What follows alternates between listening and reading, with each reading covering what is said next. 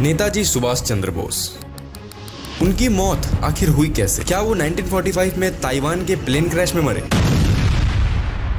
या फिर सच कुछ और था? आज हम जानेंगे नेताजी की डेथ के पीछे की छुपी हुई वो कहानी जो अब तक अधूरी है।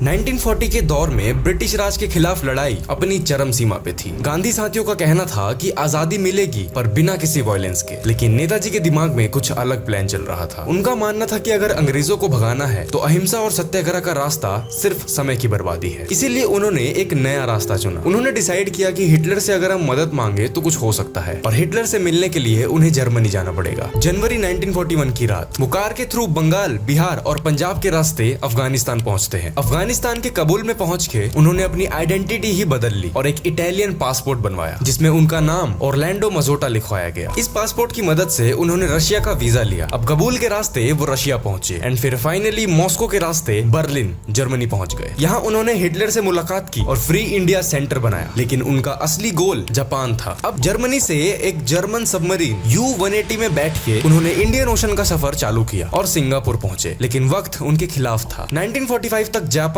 वर्ल्ड वॉर में हार रहा था और अब ऐसी हालत में जापान अपने आप को संभाले या इंडिया की मदद करे। इसीलिए नेताजी ने एक नया प्लान बनाया, रशिया के रास्ते भारत के लिए मदद मांगना। 18 अगस्त 1945 उन्होंने जापानीज बॉम्बर प्लेन में ताइवान से उड़ान भरी। प्लेन का रूट था ताइवान से मंचूरिया और फिर वहां से रशिया। प्लेन ने आराम से टेक ऑफ किया।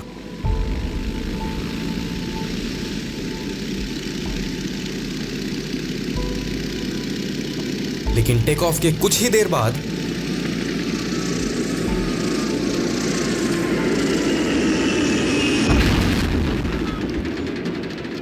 प्लेन क्रैश हो गया। नेताजी प्लेन के फ्यूल टैंक के पास ही बैठे थे और इसी वजह से वो भारी रूप से जल गए। तुरंत बाद उन्हें पास के ही आर्मी हॉस्पिटल में ले जाया गया, जहां उनकी मौत हो गई। अब ये है वो कहानी जो ऑफिशियल तौर पर दुनिया को बताई गई। इवन आप चाहो तो इसे विकिपीडिया पे भी पढ़ सकते हो, लेकिन इसके बाद भी सवालों का सिलसिला कभी खत्म नहीं हुआ।